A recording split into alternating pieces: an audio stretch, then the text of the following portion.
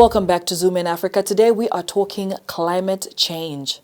Flash floods, landslides, and other rain-related disasters have killed hundreds in East Africa since last year, displacing tens of thousands of families. Homes and roads have been swept away around Lake Victoria, and crops have been destroyed. This has also hampered COVID-19 response efforts. Although the effects of climate change on seasonal rainfall in East Africa are still unclear, environmentalists say that warmer weather combined with poor water management around places like Lake Victoria is to blame. Weeks of heavy rainfall left many settlements submerged. There had always been rains in this region, long and short, but many people here said what they were seeing this year was unprecedented. In Bunyala, Western Kenya, Caspar Ajuma, a local council officer, was on hand to survey the damage. Need more water.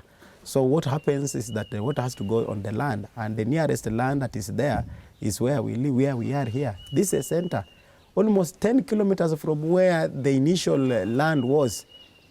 10 kilometers radius, you can see.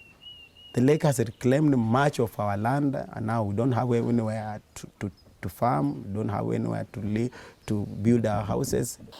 The floods killed at least 200 people and displaced 40,000 more.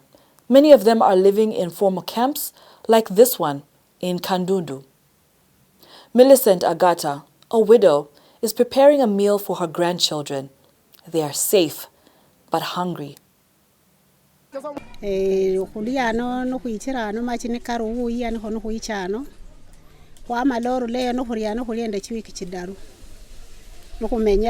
Lakini huvirira mchishida chikabuhani hurienda amaluae karusumbua ohulia so kunyole bilai chinyumba chefu cyakwa bindu byefu byakira mu machi byabwaho na machi haro hurine chisida chinyingi muno. For the fishing communities of Lake Victoria, the flooding could not have come at a worse time.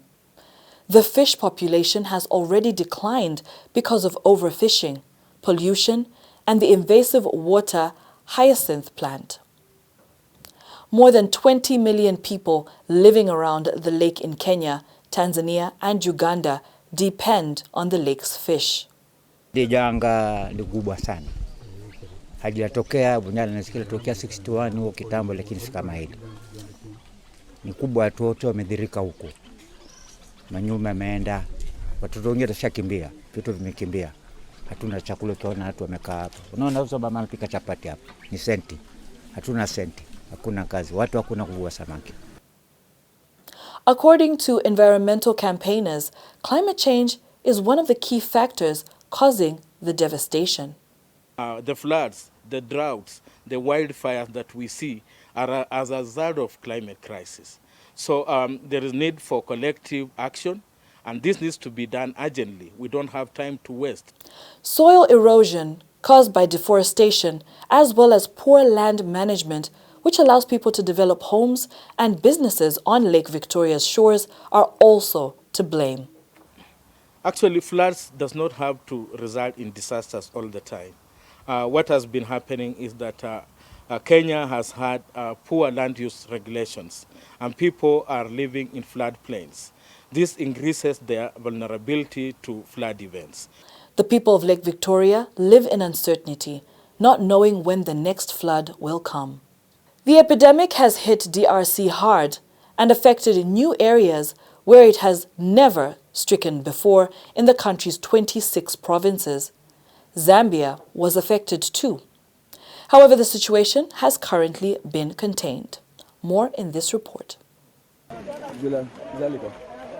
As these children engage in their different kind of plays, they are barely aware of the health risks that come with this kind of litter. This is Camp Luka in Kinshasa, the capital city of the Democratic Republic of Congo. Thousands of locals here remain at risk due to the recent outbreak of cholera.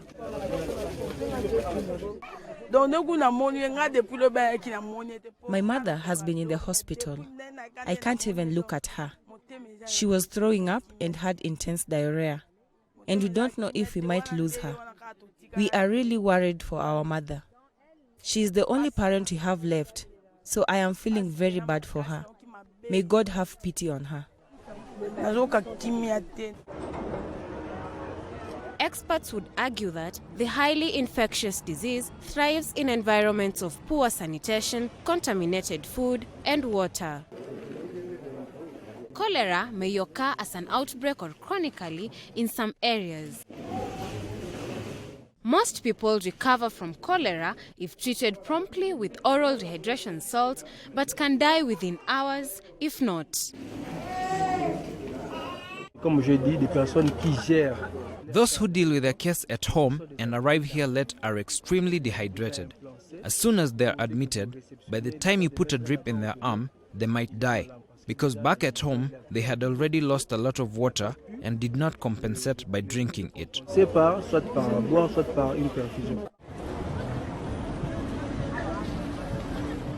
The outbreak was made worse by floods in the capital following heavy rains early January, claiming 48 lives. Last year alone, almost 50,000 cases and close to 1,000 deaths were reported beyond the capital, according to World Health Organization. The latest cholera outbreak has affected 24 of the 26 provinces beyond Kinshasa. Such figures place this outbreak as the worst in the Democratic Republic of Congo since 1994. To contain this epidemic, the government has opened free treatment centers across the city.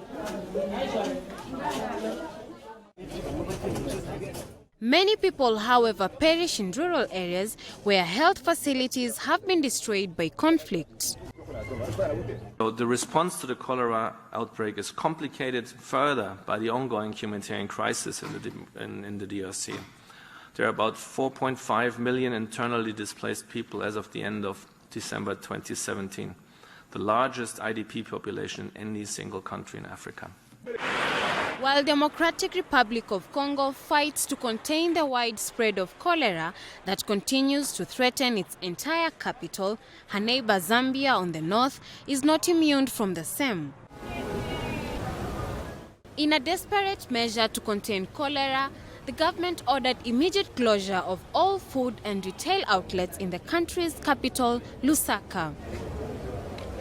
Street vending and public gatherings have also been banned.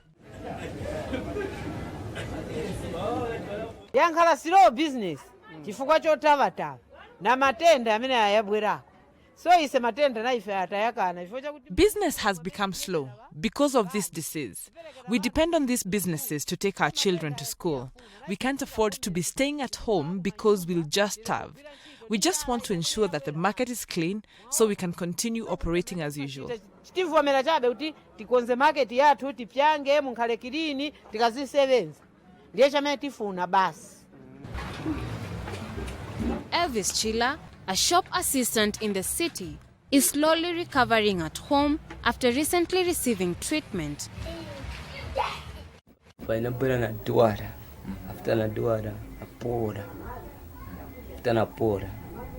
Wakazi wangu futi na wewe. I became sick, then got better. So before I could recover fully, my wife also got sick. It's been difficult. Right now I can't cook. I don't even have the energy to leave the stove to prepare a meal. So I'm just staying like this. She has been admitted at a clinic in Chawama.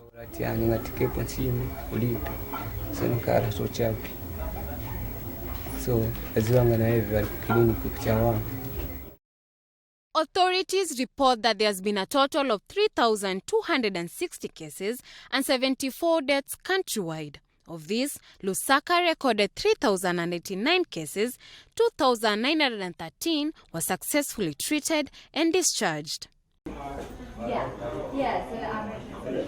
The figures are, however, scaling down as the country started vaccinations against the disease, targeting 2 million people. After an initial downward trend, then the cholera cases started intensifying again in early November, and health authorities reached out to WHO for more support including helping with a request for 2 million doses of oral cholera vaccine from the global stockpile. WHO helped the government put together the plan for this and trained about 500 health and community workers in how to administer the vaccine. The United Nations has raised the emergency level of the situation in the two countries to a maximum. Whether this action will reverse the situation is a matter of wait and see as to just how this translates in the territory. And that's all we had for you on Zoom in Africa for today. Thank you so much for joining us and keep watching Millennium TV.